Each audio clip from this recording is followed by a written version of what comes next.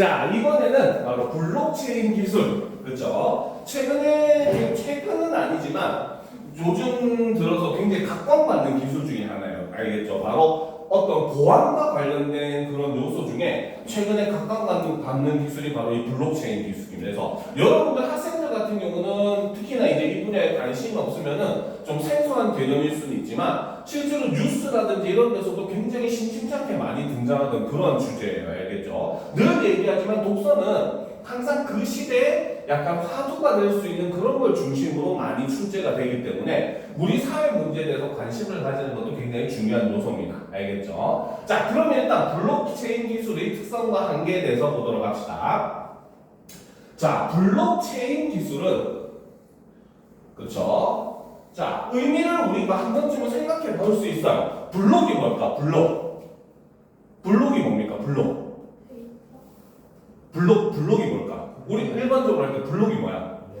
레고, 그치? 우리가 또 그 건물이나 길거리 할 때 보면은 뭐야?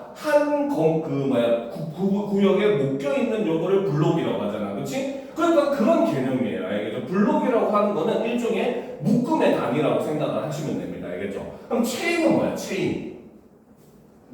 줄, 그치? 말 그대로 뭐다? 하나의 블록이 체인으로 연결되었다. 이렇게 이해를 하면은 우리가 그렇게 어려운 개념이 또 생각보다 아니라는 거죠. 알겠습니까? 자, 그럼 이제 보도록 합시다. 그래서 블록체인 기술은 바로 뭐다? 데이터를 블록이라는 단위로 묶어 체인 형태로 연결한 것을 어떻게? 여러 대의 컴퓨터에 중복 저장하는 기술을 블록체인 기술이다. 이렇게 얘기를 한다는 거죠. 알겠습니까?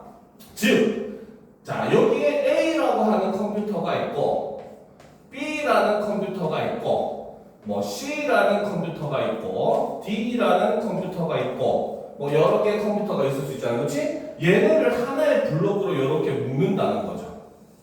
알겠습니까? 그래서 이것을 한 개 뭐 K라고 하는 블록이라고 봅시다. 블록으로 묶은 다음에 얘네들에게 데이터를 다 똑같이 중복으로 저장을 하는 거예요. 알겠죠? 그래서 뭐 P라고 하는 정보가 있으면은 요 P라고 하는 정보를 똑같이 A, B, C, D 4개의 컴퓨터에 다 같이 저장을 하는 그런 기술을 블록체인 기술이라고 얘기하는 겁니다. 알겠습니까? 자, 그래서 체인 형태로 연결된 블록의 집합을 블록체인이라고 하고, 자, 블록체인은 바로 뭐다? 체인 형태로 연결된 블록의 집합을 블록체인이라고 한다는 거죠. 진짜로 쇠사슬로 묶어놓는 건 아니에요. 알겠죠? 일종의 인터넷으로 묶여있는 그런 개념이라고 생각하면 됩니다. 자, 그리고 블록체인을 저장하는 컴퓨터를 뭐라고 한다? 노드라고 한다. 라는 거죠. 그러니까 지금 이 K라고 하는 요 블록이 일종의 바로 뭐다? 블록체인이라고 볼 수가 있고 여기에 있는 A, B, C, D 요런 컴퓨터를 각각이 다 하나의 노드이다 라고 볼 수 있다는 거죠. 알겠습니까? 그래서 A 노드, B 노드, 뭐 C 노드, D 노드 이런 것들이 있다는 거죠. 알겠죠? 자, 그래서 새로 생성된 블록은 노드들의 전파가 된다. 그래서 여기에 만약에 새로 이제 또 여기에 E라고 하는 컴퓨터가 만들어지고 F라고 하는 컴퓨터가 또다시 이제 이 블록체인에 포함하게 만들 때는 어떻게? 요거에 대한 정보를 각각의 노드들에게 다 전파를 한다는 겁니다. 알겠습니까? 그러니까 사실 이 블록체인 하나에 속해지면은 이 속한 노드들은 모두 똑같은 정보를 가질 수밖에 없도록 만들어준다는 거죠. 알겠습니까?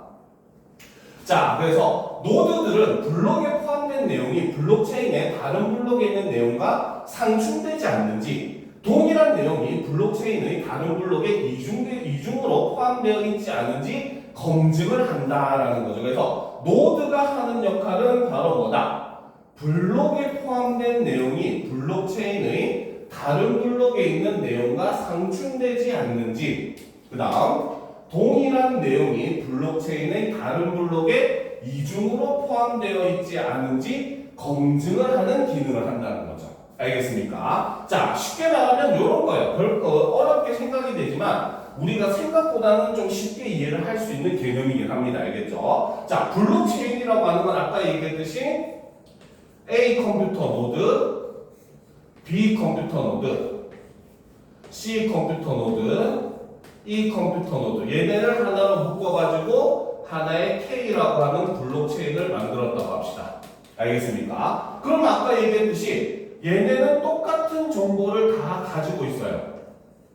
알겠습니까? 그럼 만약에 요즘 이제 한참 문제되는 것 중에 하나가 해킹 사건들 이런 것들 많이 문제가 되잖아요. 그렇죠? 그래서 뭐 휴대폰이라든지 아니면 컴퓨터에 해커가 침입을 해가지고 그 컴퓨터에 있는 내용을 바꿔가지고 돈을 뭐 인출해 간다든지 얼마 전에도 SKT가 뭐 어마어마하게 해킹을 다 해가지고 큰 피해를 입었잖아요. 그렇죠? 그런 식으로 이제 해킹 사건이 요즘 사회에서 굉장히 하나의 커다란 이제 이슈가 되는 범죄라고 볼 수가 있거든요. 그런데 자, 만약에 어떤 해커가 와가지고 A라는 컴퓨터의 내용을 Q로 바꿔버렸어. 알겠습니까? 그러면 얘가 지금 얘랑 비교했더니 내용이 당연히 같아 달라. 내용이 달라졌잖아. 그렇지? 그러면 얘가 어떻게? 아, 내가 갖고 있는 정보가 잘못되었구나 해가지고 얘를 어떻게? 다른 걸로 다시 복사를 해오는 방법을 사용을 해가지고 동일하게 만드는 거죠. 즉 해킹을 당해가지고 내용이 임의로 변경이 되더라도 그걸 다시 복구하기가 훨씬 쉬워진다는 겁니다. 알겠습니까? 그 다음에 자 여기에 Q라는 블록이 또 있어요. 자 Q라는 블록이 있고 여기에 F, G, H, I라는 노드의 컴퓨터들이 있어요. 그렇죠? 여기에 만약에 Q라고 하는 정보들이 들어가 있다고 봅시다. 알겠죠? 근데 만약에 이 Q에는 이제 뭐다?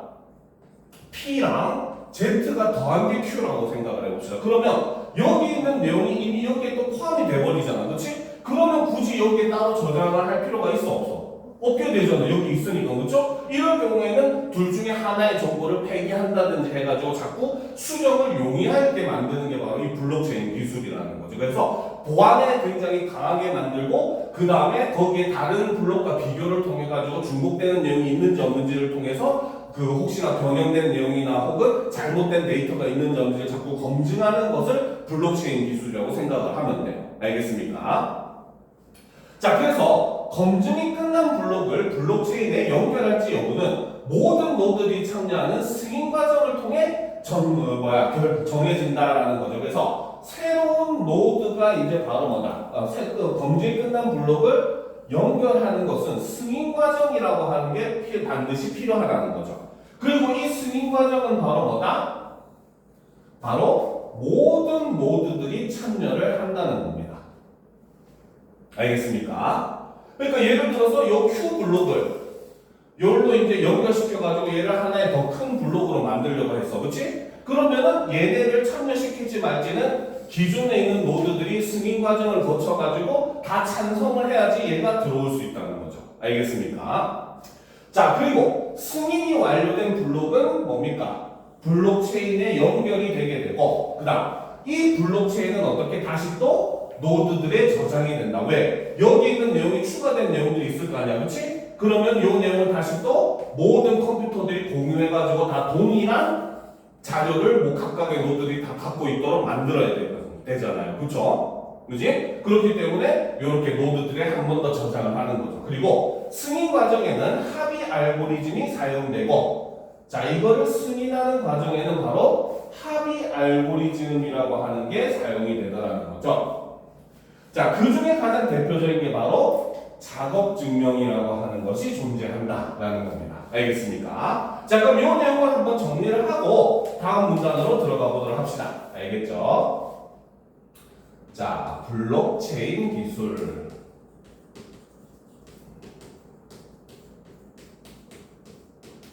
기술 보도록 합시다. 첫 번째 개념은 그쵸? 바로 데이터를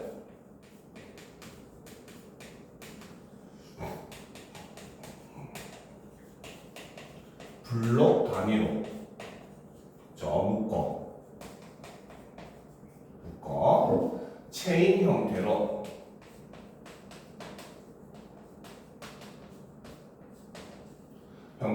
연결하는 것을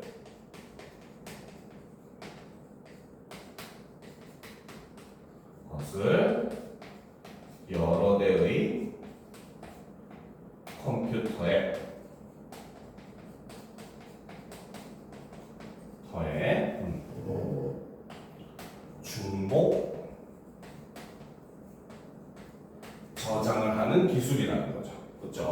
자, 이때 블록체인이라고 하는 것은 바로 뭐다? 바로 체인 형태로 연결된 저 블록의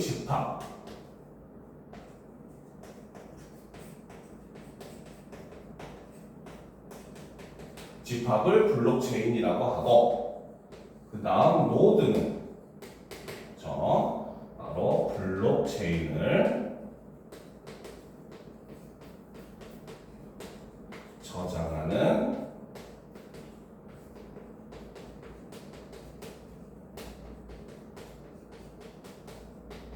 컴퓨터라는 거죠. 그렇죠?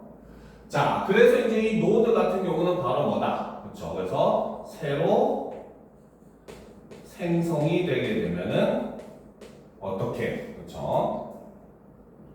각 노드들의 전파가 된다는 거죠. 그렇죠? 자, 그 다음 바로 뭐다? 블록의 확장의 경우, 그렇지? 자, 블록을 이제 확장시킬 때는 바로 뭐다? 그렇죠? 자, 첫 번째로 각 노드들이 블록에 포함된 내용을 검증을 합니다. 알겠습니까? 그래서 이 검증을 할 때 하는 게 바로 뭐다? 내용의 상충 혹은 중복 여부를 검증을 하게 되는 거죠. 예를 들어서 A라는 K라고 하는 블록이 아까 얘기했듯이, 예를 들어서 찬영이가 예금을 1억을 가지고 있다고 저장이 돼 있어야겠지. 근데 뭡니까? Q라고 하는 블록에는 찬영이가 예금이 10,000원이라고 되어 있어. 알겠습니까? 그러면 두 개의 블록의 내용이 어때? 서로 상충할 거 아니야. 그렇지? 그러면 무엇이 진짜 옳은 내용인지를 판단을 해야 될 거죠. 그렇죠? 그러니까 그 노드들이 이런 여부들을, 각 내용이 일치하는지 안 하는지, 혹은 서로 부딪히는 내용은 있는지 없는지, 이런 것들을 전부 다 검증을 하고, 검증이 완료되면은 포함을 시켜가지고 하나의 블록을 형성을 한다는 거죠. 알겠습니까? 자, 그리고 이제 이 과정에서는 바로 뭐다? 승인 과정이 필요하다는 거죠. 그렇죠? 그래서 승인 과정은 바로 뭐다? 그렇죠? 검증이 끝난 블록을 블록체인에 연결할지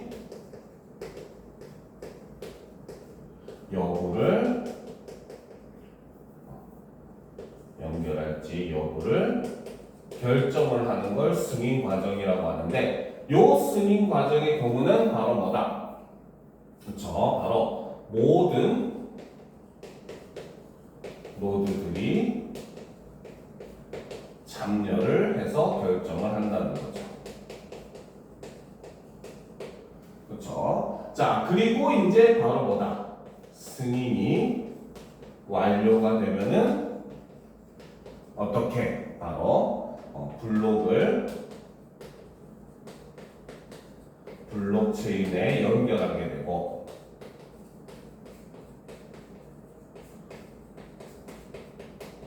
연결을 하게 되고, 그 내용은 어떻게?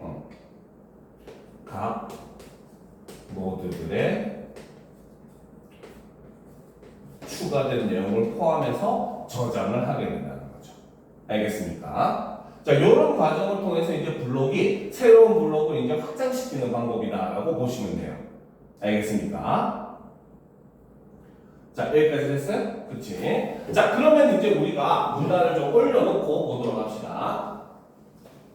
자, 블록체인 기술의 성능은 블록체인 데이터가 저장되는 속도로 정의되며, 자, 여기서 보면 지금 바로 뭐다? 블록체인 기술의 성능은 이꼴 바로 뭐다? 블록체인에 데이터가 저장되는 속도라고 볼 수가 있다는 거죠. 그러면 속도가 빠르면 빠를수록 당연히 성능이 어떻다? 좋다고 볼 수 있겠지. 알겠습니까? 그래서 단위 시간당 블록체인에 저장되는 데이터의 양으로 계산할 수 있다. 단위 시간당 블록체인에 저장되는 데이터의 양으로 계산할 수가 있다. 그러면은 우리가 기본적으로 이제 단위나 이런 걸 쓸 때는 바로 뭐다? 여기서 단위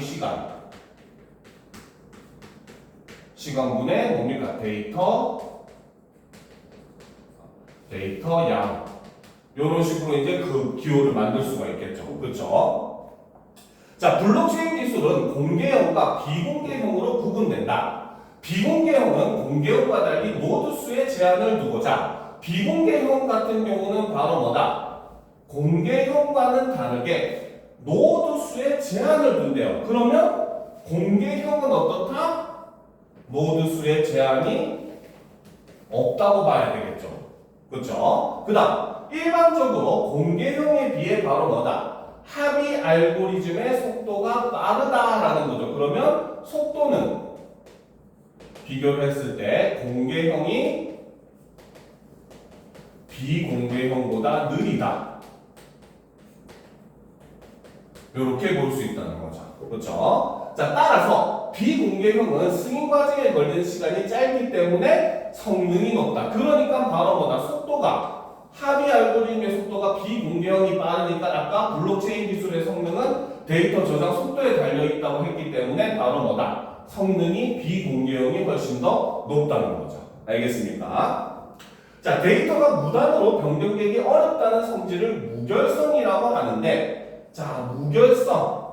이게 바로 데이터가 무단으로 변경되기 어렵다는 성질이라는 거죠. 자, 이게 바로 블록체인 기술의 대표적인 장점이라는 겁니다. 그죠? 아까 얘기했듯이 바로 뭡니까? A라는 컴퓨터의 내용이 똑같이 있고 B라는 컴퓨터에 똑같이 있고서 블록체인 안에 있는 컴퓨터 노드들한테 똑같은 내용이 있으니까 하나가 달라지더라도 어때? 얘가 다르다 아니다를 바로바로 체크를 할 수가 있을 거 아니야. 그렇지? 그러니까 이런 부분에서는 함부로 무단으로 변형시키기 어렵다는 거고, 그렇기 때문에 최근에 바로 이 블록체인 기술이 굉장히 각광을 받고 있는 요소 중에 하나라는 거예요. 알겠죠? 해커에게 안전하다는 겁니다. 알겠습니까? 그래서 특정 노드에 저장되어 있는 일부 데이터가 변경되면 변경된 블록과 그 이후의 블록들은 블록체인과의 연결이 끊어진다. 자, 그래서 만약에 그렇죠? 어떤 내용이 변경이 되게 되면 1차로 어떻게 블록에서 그 노드를 끊어버린다는 거죠.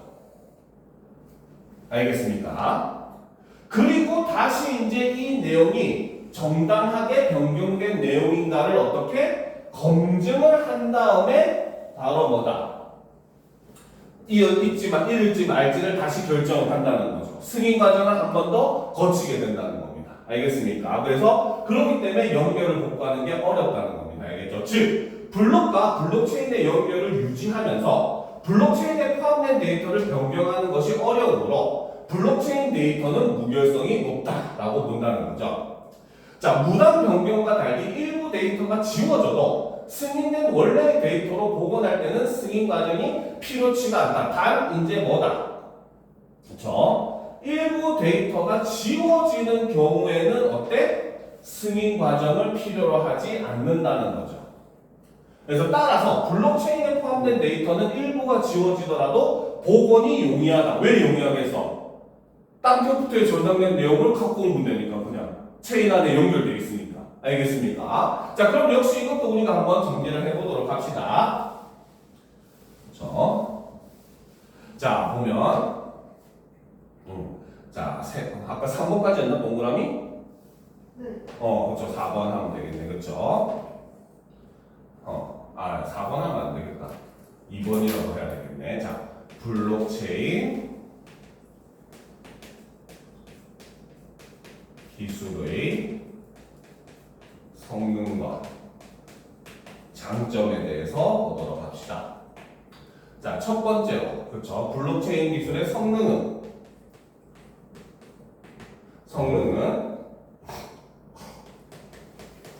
블록 블록체인에 데이터가 저장되는 속도라고 볼 수 있다는 거죠. 그래서 이 경우에는 바로 뭐다? 저장되는 데이터 양 퍼 단위 시간, 요거의 개념으로 우리가 정의를 내릴 수가 있다는 거죠. 그렇죠? 자, 근데 이제 블록체인은 크게 종류가 공개형과, 그렇죠? 종류는 공개형과 비공개형이 있는데, 공개형의 경우는 아까도 얘기했지만 바로 뭡니까? 공개형과 달리 비공개형이 노드 수에 제한을 둔다는 것은, 공개형은 노드 수의 제한이 없다는 거죠. 그렇죠? 그러니까 쉽게 생각하면 이런 거예요. 그죠? 만약에 이 교실에 지금 우리 지금 3명만 있잖아요. 그렇죠? 그러면은 내가 갖고 있는 정보가 맞는지 안 맞는지를 이 교실을 블록체인이라고 생각하면 여기서는 비공개형이라고 봤을 때 여기서는 우리 3명만 비교하니까 쉽게 빨리 비교할 수 있잖아. 그렇지? 근데 공개형은 노드 수에 제한이 없어. 그러면 이 안에서 비교하는 걸로 모자라가지고 밖에 나와서 길 가는 사람한테 막 이 내용이 맞냐고 확인을 받아야 되는 거야. 같은 블록체인에 포함되어 있는 수 있으면 알겠죠? 그러니까 당연히 비교해야 되는 양이 더 많아질 수밖에 없으니까 어떻게 노드 수가 많아진다는 것은 이꼴 속도가 떨어진다라는 개념으로 볼 수가 있다는 거죠. 이해가 됩니까? 그렇죠? 그래서 노드 수에 제한이 없고, 그렇죠? 그렇기 때문에 바로 뭐다? 알고리즘 속도가 떨어질 수밖에 없다는 거죠. 그렇죠? 자, 반면에 이제 비공개형은 바로 노드 수의 제한이 존재를 하고, 그러니까 당연히 알고리즘 속도가 높을 수밖에 없다는 거죠. 자, 그래서 결론적으로 얘기했을 때 그 공개형보다는 바로 비공개형의 성능이 더 우수한 이러한 결과가 된다는 거죠. 알겠습니까? 자, 그 다음 이제 세 번째가 바로 블록체인 기술의 장점인 무결성 이라는 장점을 제시하고 있죠. 무결성이라고 하는 건 바로 뭐다? 바로 데이터가 무단으로 변경되기 어려운 성질을 무결성이라고 한다는 거죠. 자, 그래서 이거를 과정으로 보게 되면은 바로 뭐다? 그렇죠? 자, 바로 특정 노드의 일부 데이터가 변경이 되게 되면은 이때 어떻게 해버린다? 그렇죠? 바로 변경된, 그렇죠? 노드의, 그치? 노드의 블록 연결을 해제시켜버린다는 거죠. 그렇죠? 그리고 어떻게 다시 승인 과정을 통해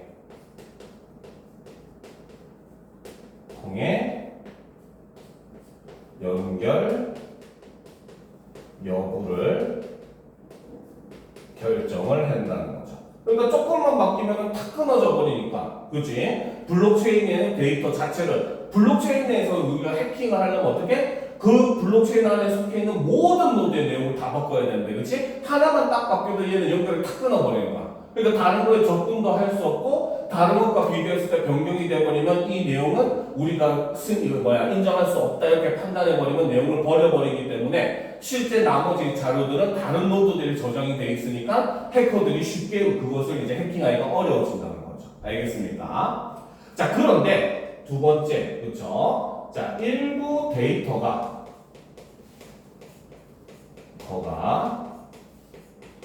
지워진 경우는 아까 얘기했듯이 이 경우는 승인 과정이 필요하지 않다는 거죠. 그렇죠? 필요하지 않고 그리고 복원이 굉장히 용이해진다. 지워만 진 경우는 다른 것과 비교해서 지워진 부분만 다른 컴퓨터에서 각 노드에서 갖고 와버리면 되니까 그냥 쉽게 복구가 가능하다는 거죠. 알겠죠? 그래서 변형된 경우와 지워진 경우에 처리하는 방식이 다르다는 것도 우리가 여기서 판단을 해줘야 되는 내용이라는 겁니다. 알겠습니까? 자, 그럼 이제 다음 문단으로 넘어가 보도록 합시다. 자, 블록체인 기술에서 고려해야 할 세 가지 특성이 있다라는 거죠. 자, 그럼 이제 여기서부터는 블록체인에서 고려해야 될 세 가지 특성에 대해서 얘기를 하겠죠. 자, 첫 번째, 바로 보안성이라는 거죠. 자, 보안성이라고 하는 건 바로 뭐다? 데이터의 무단 변경이 어려울 뿐 아니라 동일한 내용의 데이터가 블록체인의 서로 다른 블록에 또는 단일 블록에 이중으로 포함되는 것이 어렵다는 성질이라는 거죠. 그렇죠? 이러니까 보안성이 높을 수밖에 없다는 거죠. 그래서 승인 과정에 걸리는 시간이 줄거나 노드 수가 감소할수록 어떻게? 보안성은 낮아질 수밖에 없다는 거죠. 알겠습니까? 왜? 속도가 빠르면 빠를수록 우리가 쉽게 말해서 차 타고 지나가는 개념이라고 생각을 하면 돼요. 알겠죠? 차가 천천히 가면 어때? 차 밖으로 지나는 풍경들을 천천히 다 볼 수 있잖아. 그치? 근데 차가 빠르게 쌩 하고 지나가면은 대충밖에 볼 수가 없겠지. 그치? 그러니까 데이터 처리 속도라고 하는 것도 너무 지나치게 세세하게 보지 않고 지나치게 그냥 훅훅 훑듯이 가버려버리면은 오히려 보안성은 떨어질 수밖에 없다는 거죠. 그리고 블록체인에 연결된 노드 수가 적으면 적을수록 보안성도 역시 떨어질 수밖에 없다는 거야. 알겠죠? 왜? 해커가 침투하기가 좋잖아. 적으면 적을수록 한 번에 처리할 수가 있잖아요. 해커도. 그렇지? 그러니까 오히려 보안성은 떨어질 수밖에 없다는 거죠. 알겠습니까? 자, 그 다음 두 번째 성질은 바로 뭐다? 탈중앙성이라는 거죠. 자, 탈중앙성은 바로 뭐다? 승인 과정에 다수의 노드들이 참여하고 특정 노드가 승인 과정을 주도하지 않는다는 성질이라는 거죠. 그러니까 대빵이 없다 이런 개념으로 보면 됩니다. 왜? 우리 사회도 마찬가지잖아요. 예전에 조선시대 왕이 다스릴 때는 어때? 모든 건 그냥 왕의 결정이야. 다른 사람한테 사실상 결정권이 없잖아요. 그렇죠? 그러니까 왕 마음만 바꾸면 되는 겁니다. 그렇죠? 근데 지금 사회는 어때요? 아무리 대통령이 뭐 하자해도 국민들이 반대하고 하면은 못하잖아. 그렇지? 그러니까 중앙에서 벗어나서 탈중앙성이 높을수록 오히려 뭡니까? 훨씬 더 데이터나 이런 것들이 안전할 수밖에 없다는 거죠. 알겠습니까? 그래서 노드 수가 감소하면 역시 마찬가지 탈중앙성은 떨어진다 라고 볼 수 있다는 거죠. 자, 그 다음 이제 세 번째가 확장성이라는 거죠. 자, 확장성은 블록체인 기술이 목표로 하는 응용 분야에 적용 가능할 만큼 성능이 높고, 그렇죠? 그 다음 노드 수가 증가해도 서비스 유지가 가능하다는 성질이라는 거죠. 아까 얘기했듯이 보안성이라든지 탈중앙성을 높이려면 어떻게? 노드 수를 많게 해야 되잖아. 그렇지? 근데 앞에서 얘기했죠. 블록체인의 성능은 뭐에 달려있다? 데이터를 처리하는 속도에 달려있다는 거야. 그렇지? 노드 수를 증가시키면 장점은 보안성이 높아지고 탈중앙성도 높아집니다. 그렇죠? 근데 단점은 뭐다? 데이터 처리 속도가 떨어지기 때문에 뭡니까? 성능이 떨어질 수밖에 없다는 거죠. 그러니까 비공개형과 공개형을 또 비교를 해봤을 때 앞에 내용에서 그렇지? 공개형 같은 경우는 노드수에 제한이 없다는 거야. 그 말은 굉장히 많은 노드를 갖고 있겠죠. 그러면 공개형은 어때? 보안성이 높고 탈중앙성은 높겠죠. 그렇죠? 하지만 여기서 얘기했듯이 성능은 떨어진다는 거죠. 근데 반면에 비공개형은 뭐야? 노드 수에 제한이 있기 때문에 어때? 성능은 좋을지 모르더라도 보안성이나 탈중앙성 면에서는 공개형보다는 떨어진다고 볼 수가 있겠죠. 알겠습니까? 이런 식의 비교가 필요하다는 겁니다. 그래서 노드의 수가 증가하면은 성능이 저하되기 때문에 확장성이 높다는 것은 노드 수가 증가하더라도 성능 저하가 크지 않다 이런 의미라는 거죠. 그래서 기술 변화 없이 확장성을 높이고자 할 때 노드 수를 제한하는 방법이 사용되기도 한다. 노드 수를 제한하면 성능 저하를 막을 수 있기 때문이다. 아직까지 블록체인 기술은 보안성, 탈중앙성, 확장성을 함께 높일 수 있는 방법이 없어 대규모로 채택되지 못하고 있다. 바로 이 부분이 블록체인 기술의 한계라는 거죠. 사실상 보안성과 탈중앙성은 같은 결이라고 볼 수 있지만 확장성 같은 경우는 서로 좀 상충하는 성격이라고 볼 수 있기 때문에 이런 점에서 블록체인 기술의 한계가 나타난다는 겁니다. 알겠습니까? 자, 그러면 이제 마지막 내용을 한번 정리를 해보도록 합시다. 자, 세 번째. 그렇죠? 자, 블록체인 기술에서 고려해야 될 그렇죠? 블록체인 기술의 특성을 보게 되면 자, 첫 번째, 보안성. 자, 보안성이라고 하는 건 그렇죠? 바로 데이터의 무단 변경. 그렇죠? 그 다음에 동일 내용의 그렇죠? 중복 포함이 어렵다는 이러한 성질이라는 거죠. 그렇죠? 자, 그런데 이 보안성의 경우는 어때? 자, 승인 과정에 걸리는 시간이 적을수록 그 다음에 노드의 수가 적을수록 보안성은 떨어진다는 거죠. 알겠습니까? 지금 성능이 좋으면 보안성이 떨어지는 취약점이 있다는 겁니다. 알겠죠? 자, 그러면 이제 우리가 이걸 비교해 봤을 때, 그치? 승인 과정에 걸리는 시간이 작고 노드 수가 작을수록 보안성이 떨어진다는 것은 보안성을 기준으로 봤을 때는 오히려 어때? 공개형이 비공개형보다는 보안성이 높다고 볼 수 있다는 거죠. 알겠습니까? 자, 그리고 두 번째, 탈중앙성.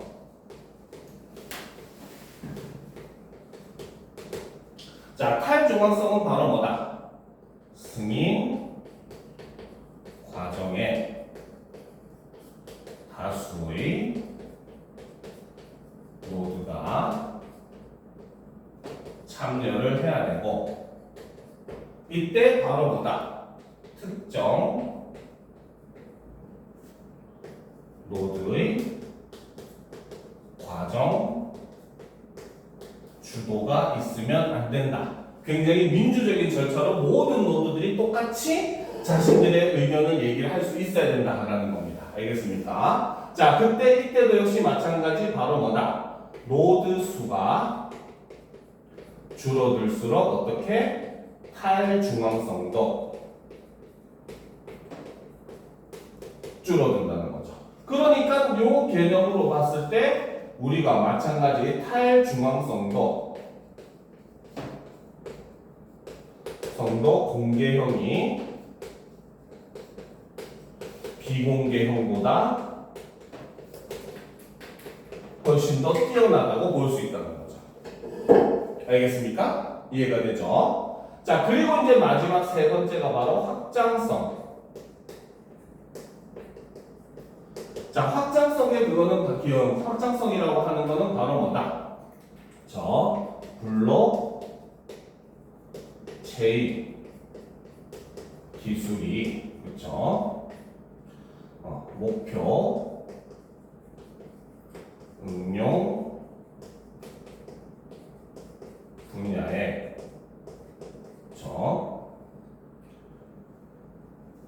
적용 가능할 만큼 성능이 높아야 하고, 그렇죠? 그 다음에 노드수 증가와, 그렇지? 서비스 유지가 가능해야 된다. 증가와라고 하기보다는 증가해도 서비스 유지가 가능해야 된다라는 거죠. 알겠습니까? 자, 근데 이때 바로 뭐다? 노드 수가 증가를 하게 되면 어떻게? 오히려 성능이 떨어진다는 특징이 있다는 거죠. 알겠습니까? 그렇기 때문에 이 말은 이꼴 바로 뭐다? 확장성이 높다는 것은 이꼴 바로 뭐다? 그렇죠? 노드 수 증가해도 성능 저하가 없어야 한다. 이렇게 보는 거고, 그렇죠? 자, 이 확장성의 경우는 오히려 이런 점을 보게 되면은 바로 뭐다? 확장성은 오히려 공개형이 비공개형보다는 떨어지고 이런 모습을 볼 수가 있다는 거죠. 이해가 됩니까? 그러니까 아까 마찬가지 뭡니까? 기술 변화 없이 확장성을 높이고자 할 때 노드 수를 제한하는, 즉 비공개형을 사용을 한다는 거죠. 여기서 노드 수를 제한하는 방법이 바로 뭐다? 비공개형의 방식을 사용한다는 거죠. 그죠? 그런데 이때 장점은 뭡니까? 성능 저하를 막을 수는 있지만 역시 마찬가지 뭐다? 위에 있는 보안성이나 탈중앙성은 떨어질 수밖에 없다는 겁니다. 무슨 말인지 알겠습니까? 그렇기 때문에 이런 점이 현재 그 블록체인 기술의 한계로 지적되고 있다라고 볼 수 있다는 거죠. 자, 그럼 역시 이제 마지막 문제 부분을 한번 보도록 합시다. 지문의 내용을 적용시켜서 분석을 해보도록 합시다. 자, 노드 수가 10개로 고정된 블록체인 기술을 사용하고 있는 A 업체는, 자, 여기서 보면 A 업체가 사용하는 블록체인 기술은 바로 뭐다? 노드 수가 10개로 고정이 돼 있대요. 그치? 그러면 A 업체에서 사용하는 것은 바로 비공개형이라는 것을 우리가 알 수가 있다는 거죠. 그쵸? 비공개형이고 노드 수는 10개로 제한이 되고 있다. 이렇게 볼 수 있다는 겁니다. 그죠? 자, 그래서 A 업체는 이전에 사용하던 작업 증명 대신 속도가 더 빠른 합의 알고리즘을 개발해 유통 분야에서 요구되는 성능을 초과 달성했다라는 거죠. 그래서 이 사람은 바로 뭐다? 속도가 더 빠른 합의 알고리즘을 개발해서 유통 분야에서 요구되는 성능을 초과 달성했다. 즉 바로 이 A 업체의 이 비공개형의 블록체인의 바로 뭐다? 확장성이 굉장히 높았다라고 볼 수 있다는 겁니다. 알겠습니까? 자, 그런데 한편 B 업체는, 그렇죠? 자, 최근 A 업체보다 데이터의 위조 불가능성을 향상시킨 블록체인 기술을 발견했다. 위조 불가능성을 향상시킨 블록체인 기술을 개발했기 때문에 B 업체 같은 경우는 지금 보안성이 A 업체에 비해서는 높은 블록체인 기술이라고 볼 수 있다는 거죠. 그렇죠? 자, 이 기술은 노드 수에 제한이 없대요.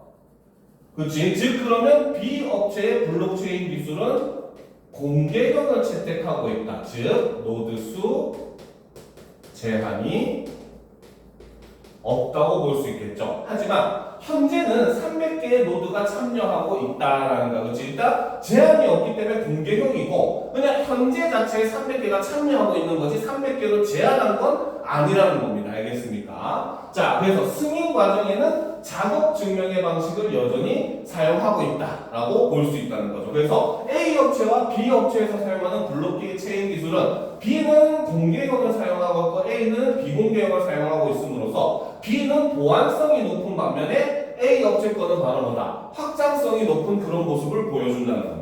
무슨 말인지 알겠습니까? 그래서 이 두 업체의 알고리즘, 그 블록체인 기술을 서로 비교하는 선지가 당연히 나올 수 있겠죠. 그렇죠? 이런 걸 바탕으로 비교하면 여러분들이 보다 쉽게 이해를 할 수 있을 거예요. 알겠습니까?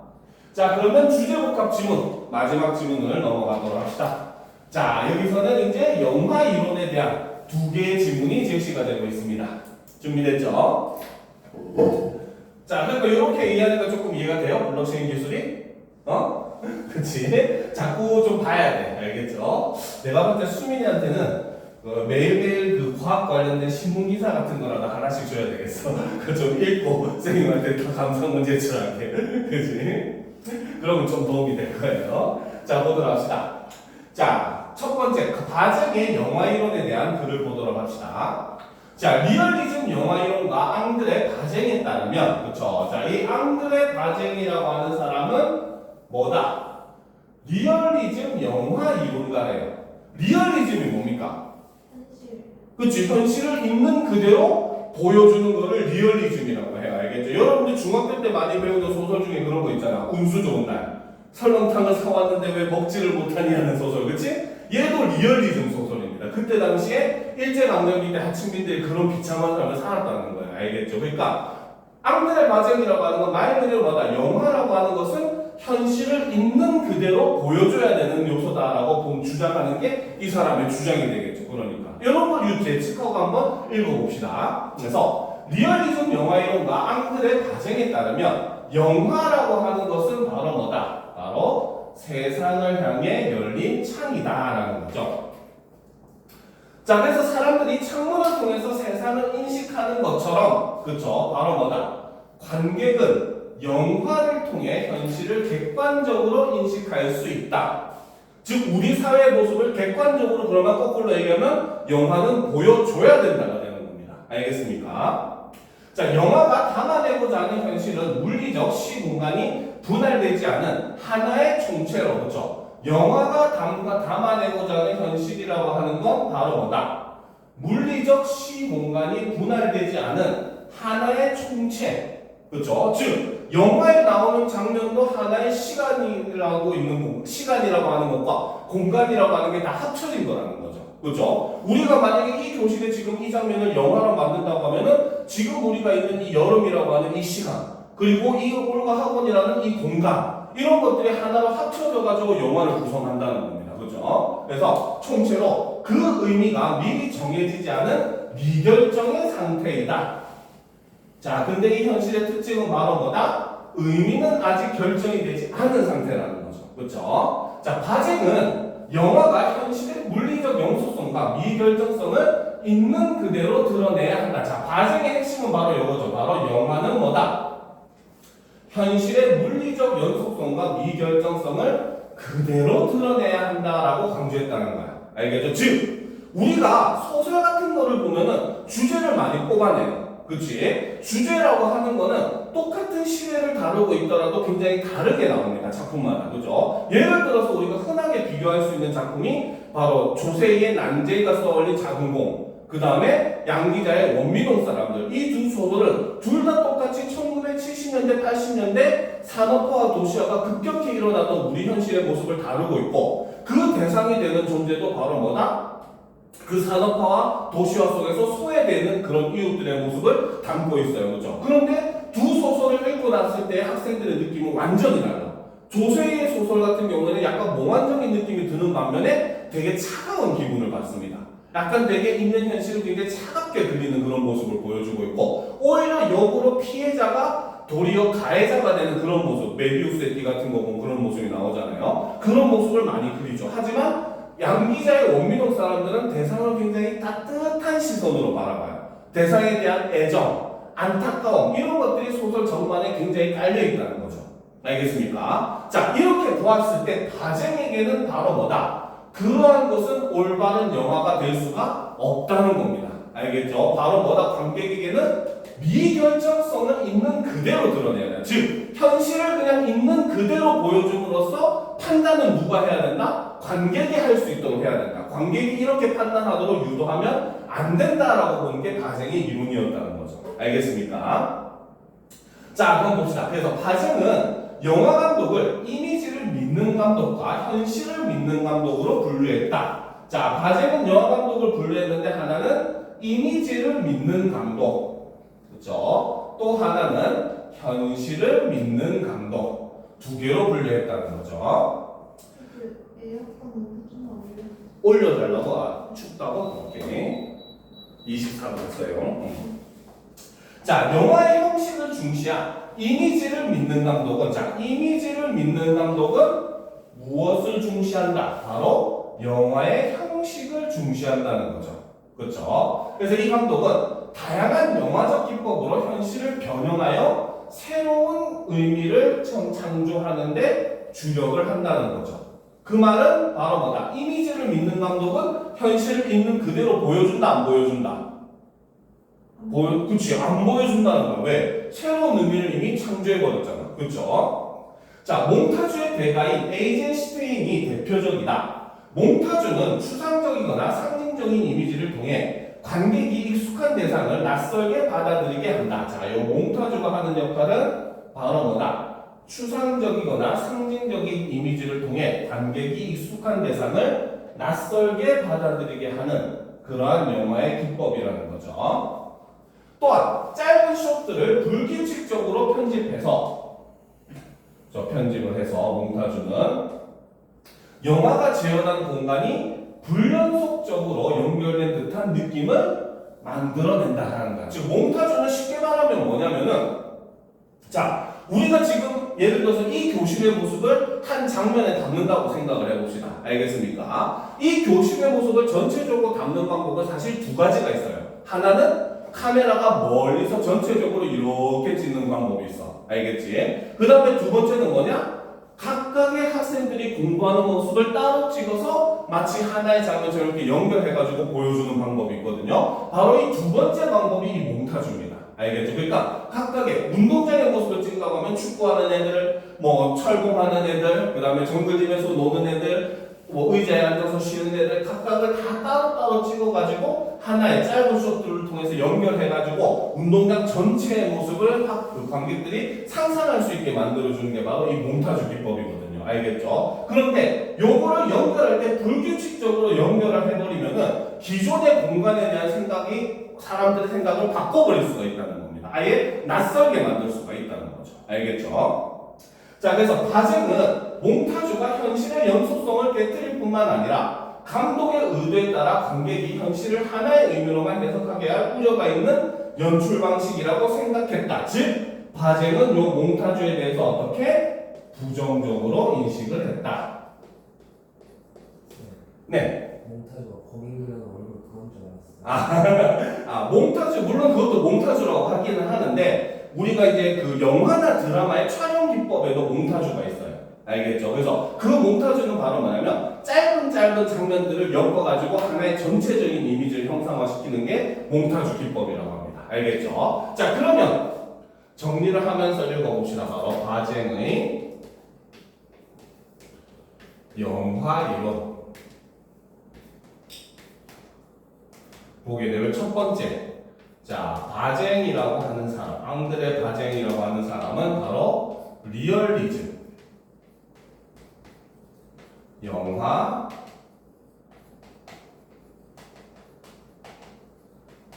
평론가라는 거죠. 그렇죠? 자 그렇기 때문에 이 바쟁에게 있어서 바로 뭐다? 영화는 이꼴 바로 뭐다? 세상을 향해 열린 창으로 인식을 했고, 그렇기 때문에 바쟁에게서 이 바쟁이 얘기하는 영화가 담고자 하는 현실이라고 하는 것은 이꼴 바로 뭐다? 물리적 시 공간의 분리가 없어야 하고, 그쵸? 그 다음에 미결정의 상태여야 한다 라고 주장을 했다는 거죠. 알겠습니까? 그러니까 바로 뭐다? 바로 바쟁이 얘기하는 영화라고 하는 것은 바로 뭐다? 현실의 물리적 연속성과 그렇죠? 미결정성을 있는 그대로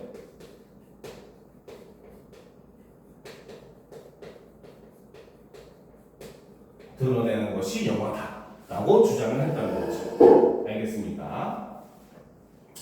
자, 이 바쟁이 얘기하는 감독의 유형을 보게 되면 자, 그 중에 첫 번째가 바로 아까 얘기했던 이미지를 믿는 감독이라는 거죠. 믿는 감독. 자, 이미지를 믿는 감독이라고 하는 것은 바로 뭐다? 첫 번째로 영화의 형식을 중시한다는 거죠. 그렇죠? 그렇기 때문에 어떻게 바로 다양한 영화적 기법을 통해 현실을 변형을 하게 되고 이 현실을 변형하는 걸 통해서 어떻게 새로운 의미를 창조하는 그러한 감독이죠. 자, 이미 여기서 보면 알겠지만 바로 뭐다? 바쟁은 영화라고 하는 건 현실의 물리적 연속성과 미결정성을 있는 그대로 드러내야 되는데, 그렇지? 현실을 반영해버리고 새로운 의미를 창조해버리면은 바쟁의 이론, 영화 이론과 서로 대조가 될 수밖에 없다는 거죠. 알겠습니까? 그러니까 바로 이미지를 믿는 감독에 대해서는 바쟁은 부정적으로 볼 수밖에 없다는 겁니다. 알겠습니까? 자, 특히 이 경우 몽타주 같은 경우는 몽타주 기법이죠. 그렇죠? 자, 이 경우는 바로 뭐다? 추상적 그다음에 상징적인 이미지를 사용을 함으로써 어떻게 익숙한 대상을 낯설게 하더라는 겁니다. 알겠습니까? 그리고 이러한 과정에서 바로 뭐다? 그렇죠? 영화가 재현하게 된다는 겁니다. 알겠습니까? 그래서 바로 이를 통해서 영화가 재현한 공간이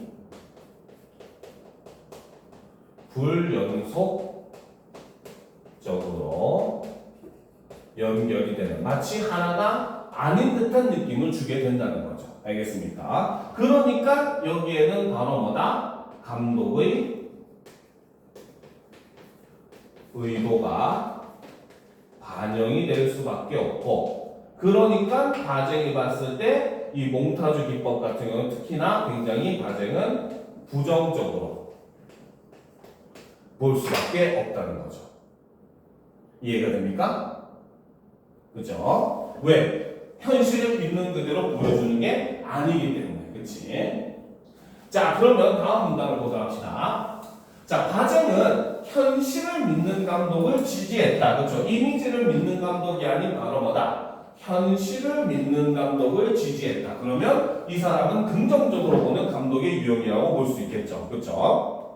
자, 이들은 이미지를 믿는 감독과 달리 바로 뭐다? 영화의 내용, 즉 현실을 더 중요하게 생각을 한다는 거죠. 그러니까 어떻게 얘네들은 변형되지 않은 현실을 객관적으로 보여주고자 하는 게 바로 현실을 믿는 감독이라는 겁니다. 알겠습니까? 일종의 약간 다큐멘터리 같은 개념을 생각하면 좀 더 이해하기는 쉬워지겠죠. 그렇죠? 하지만 영화 중에서도 보면은 말 그대로 다큐멘터리처럼 있는 그대로의 현실을 보여주려고 하는 그런 영화들도 많이 존재를 하거든요. 그렇죠? 그래서 그런 건 영화들을 바로 현실을 믿는 감독이라는 거죠. 자, 딥 포커스와 롱테이크는 이를 가능하게 해주는 영화적 기법이다. 자, 딥 포커스라고 하는 영화적 기법은 바로 뭐다? 근경에서 원경까지 숏 전체를 선명하게 초점을 맞춰 촬영을 하는 기법이라는 거죠. 알겠습니까? 즉, 가까이 있는 대상을 찍다가 요거를 서서 이렇게 멀어지게. 알겠습니까? 이렇게 찍는 거야. 그러면 점점 관객이 화면으로 보일 수 있는 대상들이 늘어나는 모습을 보여준다는 거야. 근데 그 과정에서 중간에 자르고 이런 게 없다는 거야. 몽타주는 아까 뭐야? 얘 찍고 자르고 얘 찍고 자르고 얘 찍고 자르고 한 다음에 연결시키는 거니까 이 연결 과정에서 뭡니까? 감독의 의도가 들어갈 수 있는데 얘는 그냥 가까이서 찍다 그냥 쭉 하는 걸 그대로 그냥 관객에게 보여준다는 거죠. 그렇죠? 그래서 원근감이 느껴지도록 공간감을 표현할 수 있는 그러한 그 표현 기법이라는 거죠. 자, 반면에 롱테이크는 한 번쯤은 들어봤을 것 같은데 롱테이크 혹시 들어본 적 있어요? 한 번 들어본 적이 없어. 롱테이크는 뭐냐면 그냥 카메라를 계속 켜놔. 알겠습니까? 계속 켜놓고 그 시간 동안에 그냥 계속 그냥 그 모습을 그대로 촬영하는 겁니다. 중간에 끊거나 이런 거 없이. 알겠죠? 그러니까 예전에 이제 롱테이크로 유명한 작품 중에 여러분들 이름 들어봤을 거예요. 올드보이 같은 작품이 롱테이크로 굉장히 유명하거든요. 올드보이 하면 가장 인상 깊은 씬 하면 사람들이 많이 꼽는 게 장독이 그러니까 망치 하나 들고 싸움을 여러 사람과 싸움을 하는 장면이 있는데 그 장면은 우리가 보통 싸움하는 장면은 박진감을 넘치게 하기 위해서 어때? 막 주먹 날라오면 이 사람 입장에서 찍었다가 또 그 다음에 발차기 하면 또 이쪽 입장에서 찍었다가 막 화면이 왔다 갔다 하잖아. 근데 롱테이크는 그 올드보이 장면 같은 경우는 그냥 멀리서 카메라를 약간 고정되는 형태야. 고정돼서 요렇게만 보여줘. 그러면서 주인공인 인물이 그 복도에서 지나가면서 한 명 한 명 물리쳐가면서 막 앞으로 나가는 그 싸우는 장면을 그냥 그대로 이렇게 쭉 이렇게 보여주거든요. 요런 걸 바로 롱테이크라고 합니다. 알겠죠? 그래서 롱테이크는 하나의 숏이 1, 2분 이상 끊김없이 길게 진행되도록 촬영을 하는 기법이 롱테이크라는 거죠. 그래서 영화 속 사건이 지속되는 시간과 관객의 영화 체험 시간이 일치를 한다는 거죠. 자, 그렇기 때문에 바로 뭐다? 마치 내 눈앞에 그 일이 일어나고 있는 듯한 현실을 마주하는 듯한 효과를 낳는다는 거죠. 그래서 과정에 따르면 딥포커스와 롱테이크를 혼용하여 연출한 장면은 관객이 그 장면에 담긴 인물이나 사물을 자율적으로 선택하여 응시하면서 화면 속 공간 전체와 사건의 전개를 지켜보게 볼 수 있게 해준다는 거죠. 그러니까 과제는 당연히 이러한 방식에 대해서 굉장히 긍정적인 입장을 취할 수밖에 없다라고 본다는 겁니다. 알겠습니까? 자, 그러면 이제 이 내용을 한번 다시 이제 정리를 해보도록 합시다. 자, 바로 두 번째, 현실을 믿는 감독.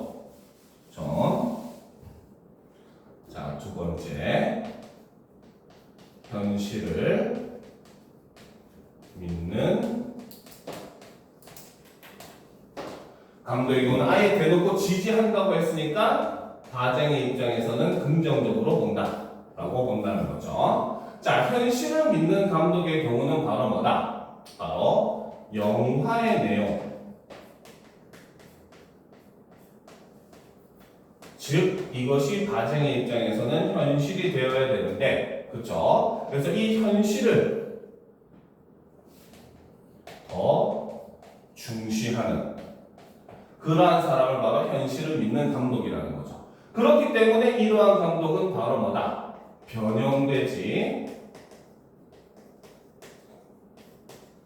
않은 현실을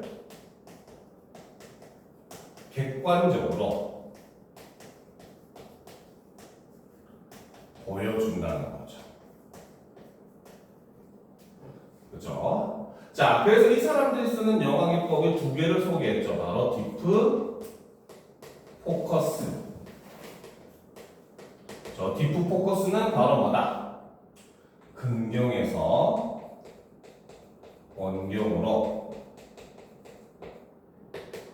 숏 전체를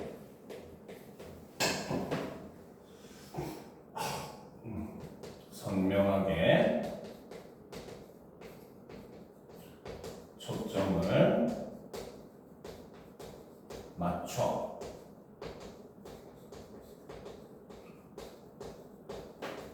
촬영을 하는 방식이라는 거죠.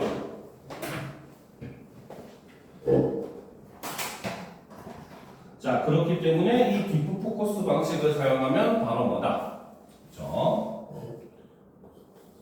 원근감이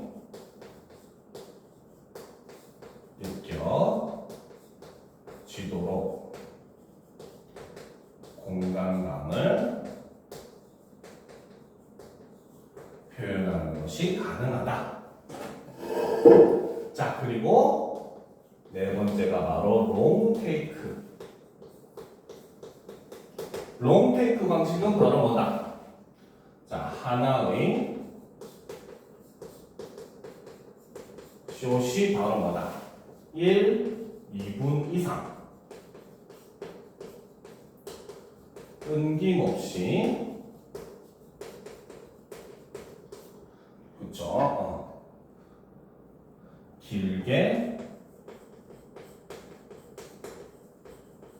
진행이 되게 촬영을 하는 거죠. 그쵸? 그렇기 때문에 이 롱테이크는 바로 뭐다? 영화의 사건 지속 시간이 이꼴 관객의 체험 시간이 되고, 그렇기 때문에 이때는 바로 뭐다? 바로 현실을 마주하는 듯한 효과가 생긴다는 거죠. 알겠죠? 자, 그럼 마지막 문단을 봅시다. 과제는 현실의 공간에서 자연광을 이용해 촬영하거나 연기 경험이 없는 일반인을 배우로 쓰는 등 다큐멘터리처럼 강한 현실감을 만들어내는 연출 방식에 찬사를 보냈다라는 거예요. 그래서 과제는 당연히 현실을 있는 그대로 보여주는 거 중요하기 때문에, 그렇죠? 이러한 그 다큐멘터리식의 연출 방식에 찬성을 할 수밖에 없다는 거죠. 또한 정교하게 구조화된 서사를 통해 의미를 명확하게 제시하는 영화보다는, 그렇죠? 왜? 의미를 명확하게 제시해버리면은 이거는 감독의 의도가 포함됐다고 보는 거야. 그러니까 과제는 이거를 안 좋게 본다는 거죠. 그래서 이것보다는 바로 열린 결말을 통해 의미를 확정적으로 제시하지 않는 영화를 선호를 했다는 거죠. 그래서 이러한 영화가 미결정 상태의 현실을 있는 그대로 드러낸다고 생각했기 때문이다 라는 겁니다. 알겠습니까? 자, 그러면 나들 정신분석학적 영화 이론에 대해서 보도록 합시다.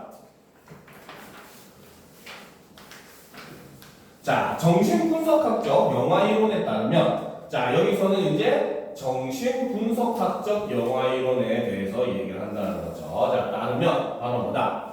관객이 영화에서 느끼는 현실감은 상상적인 것이며 환영이라는 거야. 현실이 아니다라는 거죠. 알겠습니까? 그러면 바로 뭡니까? 바쟁이 얘기하는 것과 정신분석학적인 영화 이론에서 얘기하는 게 일단 기본적으로 상충하는 모습을 좀 보인다는 거죠. 바쟁은 있는 그대로, 현실을 그대로 보여주는 걸 추구한 반면에 정신분석학에서는 이미 영화라고 하는 건 바로 뭐다? 상상이고 환상이다라고 정의를 한다는 거죠. 알겠죠? 그래서 영화와 관객의 심리 사이의 관계를 다루는 정신분석학적 영화 이론은, 자, 정신분석학적 영화 이론은 영화와 관객의 심리 사이의 관계를 다루는 이론이라는 거죠. 자, 그래서 영화 이론은 영화와 관객 사이에 발생하는 동일시 현상에 주목을 한다는 거죠. 그렇죠? 자, 이런 동일시 현상은 영화 장치로 인해 발생을 한다는 거죠. 자, 이때 영화 장치는 카메라, 영화의 서사, 영화관의 환경 등을 다 아우르는 개념. 자, 영화 장치라고 하는 것은 바로 뭐다? 카메라, 영화의 서사, 영화관의 환경 등, 이걸 모두 다 아우르는 개념이라는 거죠. 요즘 뭐 4DX 막 하잖아, 그렇지? 이런 것들과 그냥 그 뭡니까 2D로 보는 영화 사이에 이런 것들이 바로 영화 장치가 차이가 생기는 그런 모습도 하나의 요소라고 본다는 거죠. 자, 가장 대표적인 동일시 현상은 관객이 영화의 등장인물의 자신을 일치시키는 것. 자, 대표적인 동일시 현상 중에 대표적인 건 바로 뭐다? 관객이 영화의 등장인물의 자신을 일치시키는 것. 자, 이런 동일시는 바로 뭐다? 극영화뿐 아니라 다큐멘터리 영화에서도 오히려 발생을 한다는 거죠. 그런데 관객이 보고 있는 인물과 사물은 영화가 상영되는 그 시간과 장소에는 존재하지 않는다. 그렇죠? 영상으로만 있는 거잖아. 실제 내 앞에 암흑과 보수가 있지는 않을 거 아니야. 그렇지? 자, 그렇기 때문에, 그렇죠? 그 인물과 사물의 부재를 채우는 역할은 관객의 몫이라는 거죠. 그래서 관객은 바로 뭐다? 상상적인 작업을 통해 영화가 보여주는 세계의 중심에 자신을 위치시킨다는 거야. 그래서 허구적 세계와 현실 사이의 간극을 없애버린다는 거죠. 따라서 정신분석학적 영화 이론에서 영화는 일종의 몽상이다 라고 본다는 겁니다. 알겠죠? 자, 그럼 일단 이것도 우리가 정리를 하고 다음 문단으로 넘어가 보도록 합시다. 자, 바로 정신분석학적 영화 이론을 살펴보면, 자, 먼저 첫 번째, 그치? 자, 영화의 현실감이라고 하는 것은 사실은 바로 뭐다? 상상인 것이고 환영이다 라고 본다는 거죠. 알겠습니까? 자, 그렇기 때문에 이 정신분석학적 영화 이론은 바로 뭐다? 영화와 관객의 심리 관계에 주목을 하게 되고, 이를 통해서 이야기하는 것이 바로 뭐다? 동일시 현상에 대해서 얘기를 하겠다는 거죠. 그렇죠? 자, 그리고 이 동일시 현상은 바로 뭐다? 영화 장치로 인해 발생을 하는데, 이때 이 영화 장치라고 하는 것에는 바로 뭐다? 카메라, 그 다음에 영화 서사, 그렇죠? 그 다음에 영화관 환경. 알겠습니까? 이런 게 전부 다 영화 장치에 포함이 된다는 겁니다. 알겠죠? 자, 이제 이거를 다시 한 번 더 정리를 하면, 자, 동일시 현상이라고 하는 것은, 자, 정확하게 정리하면 바로 뭐다? 관객이 영화의 등장인물에 자신을 일치시키는 것, 이것이 바로 동일시 현상이라는 거죠. 그렇죠? 그리고 이것은 바로 뭐다? 그렇죠? 극영화,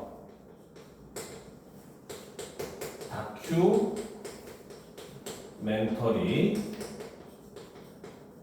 영화 모두 일어난다는 겁니다. 알겠습니까? 자, 그런데 이 동일시 현상의 경우는 바로 뭐다? 그렇죠? 그래서 관객이 보는 인물, 사물은 어때? 바로 실제 존재하는 것이 아니라는 거죠. 그렇죠? 자, 그렇기 때문에 관객은 바로 뭐다? 그렇죠? 관객은 구제하는 인물과 사물을 채우는, 정확하게는 자신의 관객의 머릿속에서, 상상 속에서 채우는 역할을 관객이 한다는 거죠. 알겠습니까? 자, 그래서 관객은 여기서 어떻게? 바로 상상적 작업을 한다는 거죠. 작업이라는 걸 함으로써 어떻게? 그치? 영화 세계의 중심에 스스로를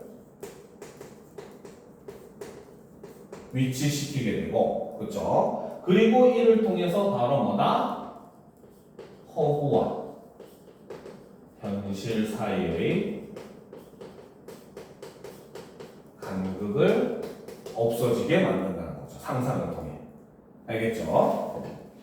자, 그러면 또 계속 보도록 합시다. 올려놓고. 자, 정신분석학적 영화 이론에 따르면 관객의 시점은 카메라의 시점과 동일시된다. 자, 기본적으로 뭐다? 관객의 시점은 카메라의 시점과 동일시된다는 거야. 당연하죠. 카메라로 보여주는 대로 관객은 볼 수밖에 없잖아요. 그렇죠? 그러니까 당연히 뭡니까? 카메라의 무빙워크에 따라서 관객은 볼 수밖에 없다는 겁니다. 알겠죠? 그러니까 관객은 카메라에 의해 기록된 것만을 볼 수 있다. 따라서 바로 뭡니까? 관객은 이것 때문에 자신이 영화를 보는 시선의 주체라고 생각을 한다는 거죠. 그렇죠? 그런데 하지만 현실은 바로 뭐다?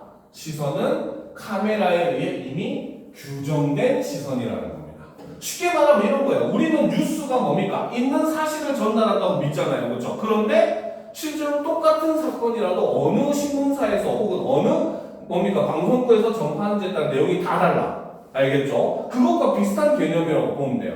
우리는 뭡니까? KBS의 뉴스를 보면서 이거는 사실이다라고 생각하지만 사실은 그런 정보도 사실은 어때? 방송국에서 한번 가공된 그 뭡니까? 정보라는 겁니다. 알겠습니까? 그러니까 그걸 있는 그대로 믿을 수가 없는 건데 관객들은 어때? 카메라가 이동하는 대로 그렇게 보고 있으니까 마치 내가 그렇게 보고 있다고 생각하고 그 말은 내가 스스로 그걸 본다고 착각을 하게 된다는 거죠. 알겠습니까?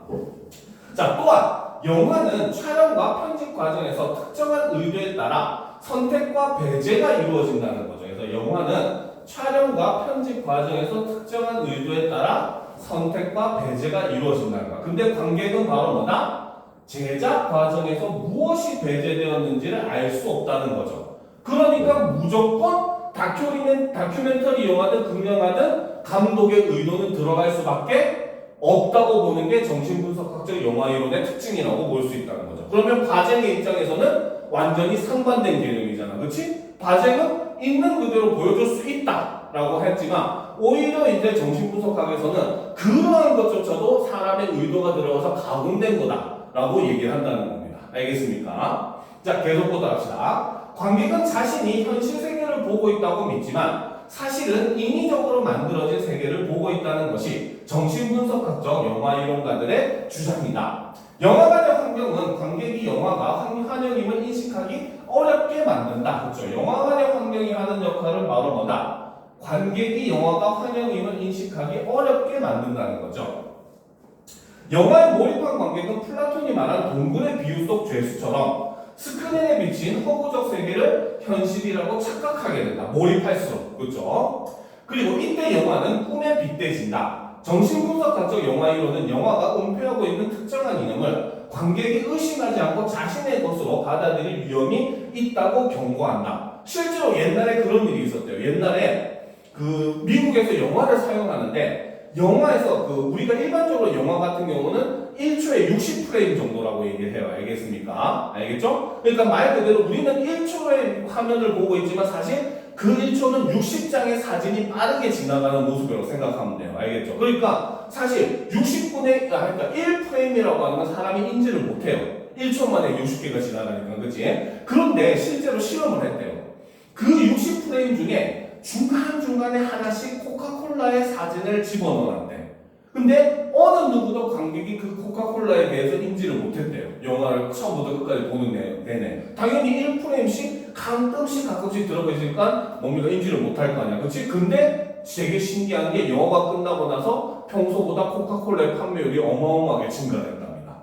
알겠습니까? 무의식 속에 그런 게 남기는 거죠. 그러니까 바로 이렇게 영화가 바로 특정한 이념이나 이런 것들을 은연중에 숨겨놓으면은 이것이 관객들에게 굉장히 큰 영향을 미칠 수 있는 위험이 존재한다고 보는 게 정신분석학적 영화이론의 특징이라는 거죠. 그래서 이는 관객이 비판적 거리를 유지하면서 영화를 볼 수 있도록 영화가 환영임을 영화 스스로 폭로하는 설정이 담겨있는 대안적인 영화가 필요하다는 주장으로 이어지게 된다라는 겁니다. 알겠습니까? 자, 그러면 이제 마지막 부분 정리를 하도록 합시다. 그렇죠? 자, 네 번째. 그렇지? 자, 관객의 시점이라고 하는 것은 이꼴 바로 뭐다? 카메라의 시점이라는 거죠. 그러니까 바로 뭐다? 관객은 자신이 영화를 보는 주체라 생각을 하는데 현실은 어떻다? 바로 카메라에 의해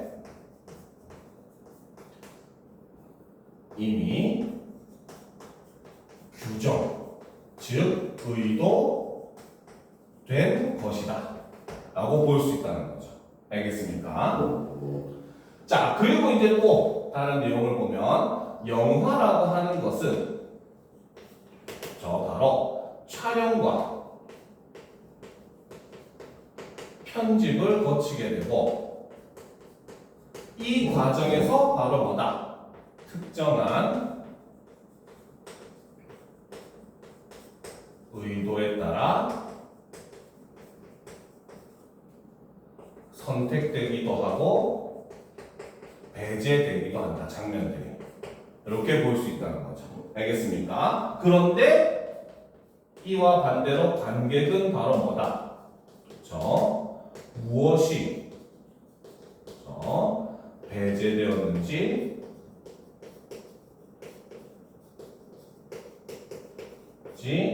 알 수 없다는 겁니다. 알겠습니까? 자, 그리고 이제 다섯 번째 바로 영화관의 환경은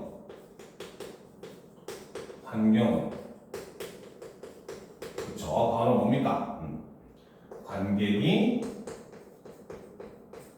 영화가 환상임을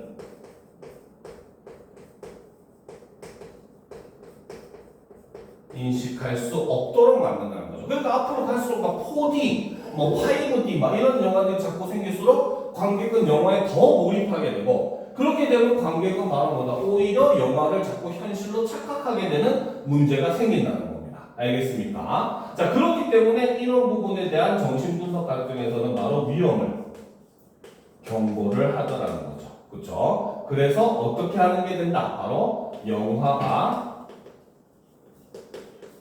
환영임을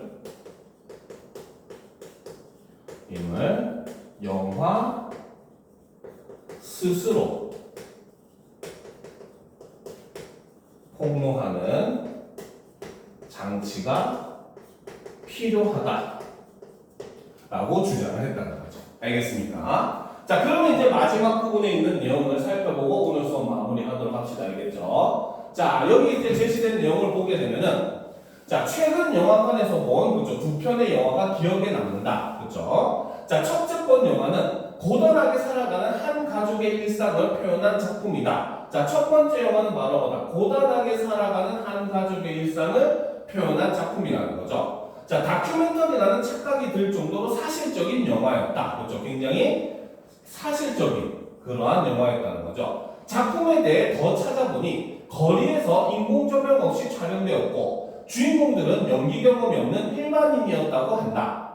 마지막에 아버지가 아들의 손을 꼭 잡아줄 때 마치 내 손을 잡아주는 것처럼 느껴져 감동적이었다. 자, 관객인 나는 뭐다? 마치 내 손을 느껴주는 것처럼 굉장히 느껴졌다고 얘기했잖아. 그렇지? 즉 아까 두 번째 정신분석학적 그 영화 이론에서 얘기한 동일시 현상이 지금 일어나고 있다는 거죠. 그렇죠? 자, 그런데 이 첫 번째 영화 같은 경우는 자, 과정의 입장에서는 어때? 굉장히 긍정적인 영화로 평가를 할 수 있겠죠. 그렇죠? 왜? 다큐멘터리라고 느낄 정도로 사실적이라고 봤다는 거야. 알겠죠? 그런데 반면에 정신분석학적 영화 이론에서는 뭐라고 한다? 이것도 전부 다 뭐다? 의도된 것이다. 환상이다. 이렇게 평가를 하겠죠. 알겠습니까? 그죠? 왜? 이런 것도 전부 다 감독의 의도가 들어간 거고 카메라의 시선을 통해서 우리가 보여주는 건데 전부 다 이건 의도된 거다라고 얘기를 할 거라는 거죠. 알겠죠? 자, 계속 봅시다. 그래서 열린 결말이라서 주인공 가족이 앞으로 어떻게 살아갈지 궁금했다. 자, 요런 점도 역시 마찬가지 바장에게 있어서 긍정적으로 평가할 수 있는 근거가 될 수 있는 거죠. 알겠습니까? 자, 근데 봅시다. 두 번째 영화는 초인적인 주인공이 그렇죠? 외계 침략자를 물리치는 내용이래요. 그치? 특촬물을 봤거나 마블 영화를 봤나 봐요. 그죠? 자, 근데 봅시다. 영화 후반부까지, 그쵸? 사건 전개를 예측하지 못할 정도로 반전을 거듭하는 이야기와 실제라고 착각할 정도로 뛰어난 컴퓨터 그래픽 화면은 으뜸이었지만, 자, 실제라고 착각할 정도로 뛰어난 컴퓨터 그래픽 화면. 이것도 역시 아까 일종의 얘기했던 동일시의 모습이라고 볼 수 있다는 거야. 그렇지? 그런데 바로 뭐다? 뻔한 결말은 굉장히 아쉬웠다. 라는 거죠. 그렇죠? 그러면 이 두 번째 영화 같은 경우는 바로 뭐다? 바쟁에게 있어서는 바로 이미지를 믿는 감독의 영화일 것이고, 첫 번째 영화는 바쟁에게 있어서는 바로 뭐다? 현실을 믿는 감독의 영화였을 것이다 라고 본다는 거죠. 그렇죠? 자, 그래도 주인공이 침략자를 무찌르는 장면에서는 내가 주인공이 되어 세상을 구하는 것 같아서 쾌감이 느껴졌다. 그렇죠? 이것도 역시 자신을 영화에 지금 동일시하고 있는 모습이라고 볼 수 있는 겁니다. 그렇죠? 자, 그런데 영화가 끝나고 생각해보니, 그렇죠? 자, 왜 세계의 평화는 지구인이 지키고 특정 나라에서 일어나는 사건이 인류의 위기인지 의아했다. 이게 바로 뭐다?